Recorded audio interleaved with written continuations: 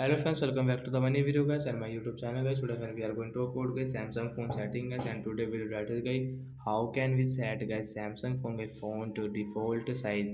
Friends, we want to set guys your Samsung phone guys phone default size. So how can you set it? Today friends, I will show you. I will tell you guys. So before starting video friends, first of all go and subscribe the channel guys. Click the bell icon, like the video friends. Now let's see how can we set guys Samsung phone guys phone default size. So when open your phone setting guys, after on phone setting, I scroll it and once click on my phone display setting, guys. So I click on my phone display setting, guys. You can see, guys, my font size are very small.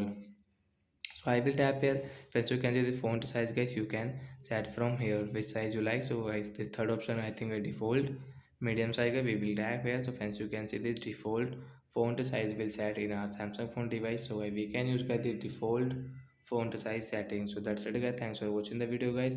I hope friends you understood how to set default font size in Samsung mobile. So bye, guys.